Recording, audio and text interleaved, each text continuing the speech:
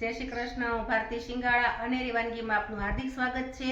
તો હવે ચોમાસાની સિઝન પણ શરૂ થઈ ગઈ છે. તો અત્યારે આપણે ચોમાસામાં તો ચણાના લોટની વસ્તુ કંઈ ને કંઈ આપણે આઈટમ ખાવાની આપણને બહુ જ ઈચ્છા થતી હોય અને નાના મોટા સૌને એવું ભાવે એવું આપણે આજે ચણાના લોટનું પાડેલું ગાંઠિયાનું શાક આપણે બનાવવાનું છે. એકદમ ખાટું, તીખું અને ચટપટું સૌને ભાવે નાના મોટા એવા. તો ચાલો આજે આપણે બનાવીએ. તો જો આપણી બધી સામગ્રી અહીંયા તૈયાર છે. તો અહીંયા મેં એક બાઉલ લીધું છે ચણાનો લોટ, મીડિયમ સાઇઝનું બાઉલ છે. એ ચણાનો લોટ લીધો છે. અહીંયા મેં અડધી ચમચી હળદર લીધી છે. આ હિંગ છે, 1 ચમચી હિંગ લીધી છે. આ લસણની ચટણી છે, જે લાલ આપણે લસણનું મરચું કહીએ એ મેં 2 ચમચી લીધું છે. 1 મોટી ચમચી ધાણા જીરું લીધું છે. અને આ નમક છે, મીઠું, તો એ તો આપણે સ્વાદ અનુસાર આપણી રીતે નાખવાનું છે. અહીંયા મેં 1 વાટકી ભરીને તેલ લીધું છે. તો 1 વાટકી તેલ છે તો આપણે આ મોણમાંય લેવાનું છે અને આ વઘારમાંય લેવાનું છે, એટલે બેયનું તેલ છે આ ભેગું. પછી 1 ચમચી છે મેં આખું જીરું અને 1 લીમડાની તીર લીધી છે, મીઠો લીમડો આવે. અહીંયા મેં પાણી લીધું છે આપણે લોટ બાંધવા માટે, પણ પાણી તો જેટલું જોઈએ ને એટલું જ નાખવાનું છે. અને આ મેં એક સંચો લીધો છે, તો આપણે આ સંચામાં પાડવાની છે અને આ જાળી રાખવાની છે. બહુ જાડી નહીં, પાતળી નહીં, આમાં આપણે આને ગાંઠિયા પાડવાના છે. અને અહીંયા મેં લીધી છે ખાટી છાશ, મેં 500 ml લીધી છે. અને તમારે ખાટી જ છાશ લેવાની છે. જો ખાટી છાશ હશે તો બહુ મસ્ત તમારું આ શાક બનશે અને એકદમ ખાટું ને તીખું ચટાકેદાર બનશે. અને એમાંય અત્યારે તો ચોમાસાની સિઝન છે, તો ચાલુ વરસાદમાં તમે જો આ શાક બનાવીને ખાઓ તો બહુ જ મજા આવે. ગરમા ગરમ તમે લુખ્ખું ખાઈ શકો. તો ચાલો આપણે આ બધી સામગ્રી તૈયાર છે, તો આપણે બનાવવાનું શરૂ કરી દઈએ. તો જો અહીંયા મેં કાથરોટ લીધી છે, એમાં આપણે આ લોટ નાખી દેવાનો છે. ત્યાર પછી હળદર, આ હિંગ થોડીક આમાં નાખવાની છે, થોડીક આપણે આ વઘાર માટે રાખવાની છે. અને આ લસણની ચટણી છે એ અડધી જ નાખવાની છે, બાકી આપણે બીજી વઘારાટું રાખવાની છે. તો ધાણા જીરું આપણે અડધું જ નાખવાનું છે. અને નમક તો આપણે સ્વાદ પ્રમાણે નાખવાનું છે. તમે જેટલું ખાટું, ખારું કે મોળું કે જે રીતે ખાતા હોય એ રીતે. આ જીરું અને લીમડો છે એ આપણે વઘારમાં નાખવાના છે, એટલે આનો અત્યારે આમાં ઉપયોગ નથી કરવાનો. અને થોડુંક આમાં તેલનું મોણ નાખવાનું છે, બહુ નથી નાખવાનું, સેજ જ નાખવાનું છે. હવે આપણે આ બધું મિક્સ કરી લેવાનું છે. જો આ રીતે આ બધું મિક્સ થઈ જાય ને પછી આપણે એમાં પાણી નાખવાનું છે. અને આ તમારે શાક બનતા વાર પણ નથી લાગતી, ફટોફટ બની જાય છે. ક્યારેક આપણને એવું થાય કે ઘરમાં કાંઈ શાકભાજી ન હોય કે ચોમાસું હોય, વરસાદ શરૂ હોય, તો આપણે લઈ બહાર લેવા ન જઈ શકતા હોઈએ, તો તમે આ ઘરમાં બધી વસ્તુ હોય તો તમે આ બનાવી નાખો અને નાના મોટા બધાને ભાવે એટલું મસ્ત આ શાક બને. જો આ બધું આપણે મિક્સ થઈ ગયું છે, તો આપણે થોડું થોડું પાણી એમાં એડ કરશું અને લોટ બાંધશું. અને આટલા એક તમે બાઉલ ખાલી લોટ લ્યો ને તો તમારે કેટલું બધું આમાં શાક બની જશે. જો પાણી પણ મેં સેજ જ લીધું છે, બહુ નથી નાખવાનું, નકર તમારો લોટ છે ઢીલો થઈ જશે. એટલે બહુ કઠણય નહીં અને બહુ ઢીલોય નહીં, એવો મીડિયમ રાખવાનો છે. એ પણ હું તમને બતાવીશ કેવો રાખવો એ.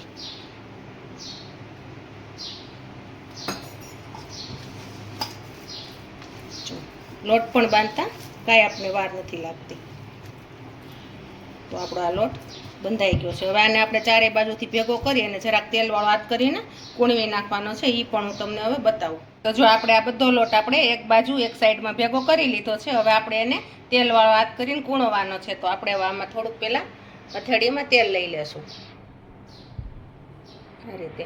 પછી એના 2 હથેળી ભેગી કરી અને આ રીતે આપણે એને કૂણવી નાખવાનો છે. જો એકદમ મસ્ત કેટલો થઈ ગયો છે, માખણ જેવો થઈ જાય આ લોટ. અને આટલો જ તમારે ઢીલો રાખવાનો છે. જો બહુ ઢીલો પણ નહીં, કડક પણ નહીં, આવો જ તે.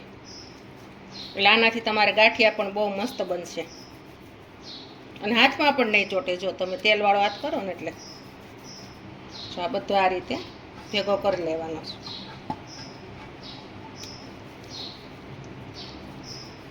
જો આપણો આ લોટ હવે તૈયાર થઈ ગયો છે, એકદમ કૂણવાઈ ગયો છે અને એકદમ સરસ માખણ જેવો બની ગયો છે. તો આને હું અત્યારે અહીંયા સાઈડમાં રાખી દઉં છું. પહેલાં હવે આપણે છાશનો અને એનો વઘાર કરવાનો છે. તો અહીંયા મેં એક પેન લીધું છે. હવે હું ગેસ શરૂ કરું છું અને તેલ પણ હવે ગરમ કરવા આપણે એમાં મૂકવાનું છે. જો આપણે આ તેલ જે રાખ્યું હતું એ આપણે નાખી દેવાનું છે આમાં. અને તેલ થોડુંક ગરમ થાય ત્યાં સુધી આપણે રહેવા દેવાનું છે. ગરમ તેલ થાય પછી જ આપણે એને વઘાર કરવાનો છે.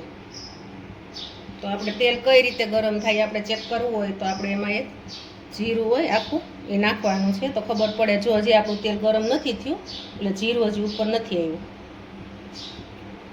એટલે 1 જ મિનિટ લાગશે. તેલ ગરમ થતાં પણ આપણે વાર નહીં લાગે. તો જો આપણું તેલ પણ હવે ગરમ થઈ ગયું છે તો આપણે આ પહેલાં જીરું એમાં એડ કરી દઈશું. આ બધું જીરું એકદમ આપણે તળાઈ જાય પછી આપણે એમાં આ મીઠો લીમડો છે એ આપણે એડ કરવાનો છે. મીઠા લીમડાથી બહુ મસ્ત સ્વાદ આવે એટલે મીઠો લીમડો તો તમે આમાં એડ કરજો જ. ત્યાર પછી આપણે લસણવાળી ચટણી જે રાખી હતી એ નાખવાની છે. એ આવી રીતે જરાક તળાઈ જાય પછી તરત જ તે એમાં આપણે છાશનો વઘાર કરવાનો, કારણ કે બહુ ઓલું મરચું નથી એને આપણે શેકાવા દેવાનું, નકર ઈ બળી જશે આપણું. જો આ એકદમ લાલ મરચું રહે ને એવું નહીં રહે. હવે આપણે એમાં ધાણા જીરું એડ કરશું. ત્યાર પછી આપણે નમક રાખ્યું હતું એ નમક આપણે સ્વાદ પ્રમાણે જ નાખવાનું છે. અને હિંગ પણ આપણે રાખી હતી, આપણે તેલમાં નથી નાખી કારણ કે તેલમાં નાખીએ ને એટલે બળી જાય છે, એટલે એનો સ્વાદ વયો જાય એટલે એને આપણે ઉપરથી ત્યારે એડ કરવાની છે, એટલે એની સુગંધ એવી ને એવી રહેશે.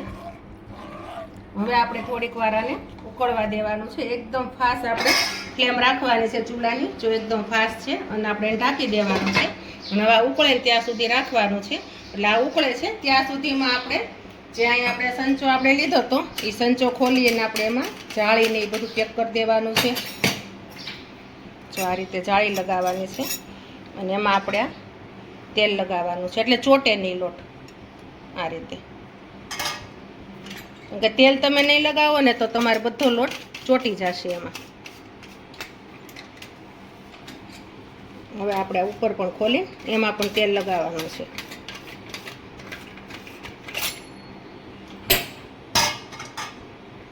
જો આ રીતે આપણે સાઈડમાં બધી તેલ લગાવી દેવાનું, કે ચણાનો લોટ ચીકણો હોય ને એટલે તરત તમારે અંદર બધો ચોટી જશે. તેલ લગાવો એટલે તમારે સંચો પણ ખરાબ ન થાય, અંદર ચોટે નહીં અને બધો લોટ આવી જાય. તો હવે આ રીતે આપણે આ લોટ જે બાંધેલો છે એ આપણે આમાં મૂકી દઈશું અને આને પણ આપણે તેલ લગાવી દઈશું એટલે આમાં પણ લોટ ન ચોટે. જો આ રીતે આ બધી નાની નાની વસ્તુનું તમારે ખાસ ધ્યાન રાખવાનું છે, બાકી તો આમાં કાંઈ છે નહીં, ફટોફટ બની જશે. આપણો સંચો પણ ભરાઈ ગયો અને તૈયાર થઈ ગયો છે. છાશ ઉકળે ત્યાં તો આપણું બધું બાકીનું તૈયાર પણ થઈ ગયું છે. તો આપણે જોઈએ આપણી છાશ ઉકળી ગઈ છે કે હજી નથી ઉકળી. તો આપણી જો ધીમે ધીમે છાશ ઉકળવા માંડી છે. હજી 2 મિનિટ એને હવે ઉકળવા દઈએ, બધું ઢાંકી દઈએ પાછું 2 મિનિટ. તો જો આપણું આ છાશ પણ ઉકળે છે, જો અહીંથી પણ તમને દેખાય છે કે મસ્ત રીતે ઉકળી ગઈ છે. તો જો આવી રીતે આપણે એને છાશને ઉકળવા દેવાની છે. અને છાશ ઉકળે ને તો સુગંધ પણ એટલી મસ્ત આવે તમને, કારણ કે એ ઉકળતી હોય ને ત્યારે તમને મોઢામાં પાણી આવી જાય, ખાવાનું મન થઈ જાય. હવે આપણે એમાં ગાંઠિયા પાડી નાખવાના છે, ડાયરેક્ટ જ ત્યાંની અંદર પાડવાના છે. આ રીતે ગરમ ગરમ ઉકળતી છાશ હોય એમાં તમે આ ગાંઠિયા પાડી નાખો એટલે ફટોફટ મસ્ત રીતે ચડી પણ જાય અને ભેગા પણ નહીં થાય, ચોટશે પણ નહીં એકાબીજાને. અને આ શાક ખાવાની એટલી બધી મજા આવે કે તમને વારંવાર એમ થશે કે આપણે બનાવીએ. ઘરમાં કાંઈ પણ શાક ન હોય ત્યારે આપણે ગાંઠિયા પાડીને શાક બનાવી નાખવાનું. જો તરત જ બની ગઈ છે. હવે આપણે આને પાછું ઉકળવા મૂકી દેવાનું છે, એટલે ચણાનો લોટ છે એ બધો એમાં ચડી જશે અને કાચું પણ નહીં રહે. જો ઉકળવા માંડ્યું છે. હવે આપણે એને 5 થી 7 મિનિટ સુધી ચડવા દેવાનું છે. તો હવે પાછું આપણે એને ઢાંકી દઈશું અને થોડોક આપણે ગેસ હવે ધીમો કરશું. ફૂલ ગેસ હતો ને તો હવે ધીમા ધીમા ગેસે આટલા આપણે ગેસ ઉપર એને ચડવા દઈશું એટલે એકદમ ગાંઠિયો મસ્ત રીતે ચડી જશે.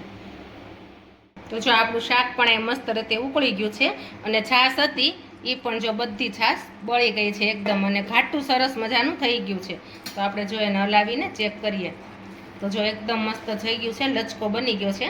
અને આ રીતે જ આપણે થવા દેવાનું છે. હવે અત્યાર સુધી મેં ધીમો જો ગેસ રાખ્યો હતો તો સાવ ધીમા ગેસ ઉપર જ હતું. તો હવે આપણે એ ગેસને બંધ કરી દેવાનું છે. તો શાક બની ગયું છે. છેલ્લે આપણે એની ઉપર કોથમરી એડ કરવાની છે. એ કોથમરીથી પણ બહુ મસ્ત સ્વાદ આવશે અને લાગશે પણ બહુ સરસ. તો જો આપણું આ શાક એકદમ મસ્ત બની ગયું છે અને આપણું શાક પણ રેડી થઈ ગયું છે. તો હવે આપણે આને એક બાઉલમાં કાઢવાનું છે, જમવા માટે આપણે પીરસી દેવાનું છે. જો આ શાક ફટોફટ બની જશે અને નાના મોટા બધાને ભાવશે, એટલું મસ્ત લાગશે શાક. જો આપણું આ શાક એકદમ મસ્ત બની ગયું છે. તો આપણું આ શાક તૈયાર. તો જો આપણા પાડેલા ગાંઠિયાનું શાક તૈયાર છે. એકદમ મસ્ત બની ગયું છે, તીખું, ખાટું અને ચટપટું. એની સાથે છે આપણે ગરમા ગરમ બિસ્કિટ જેવી ભાખરી અને ઠંડી ઠંડી છાશ અને કાંદા. તો તમે જરૂરથી મારી આ રેસીપી ટ્રાય કરજો, લાઈક કરજો, શેર કરજો, સબસ્ક્રાઈબ કરજો. જય શ્રી કૃષ્ણ.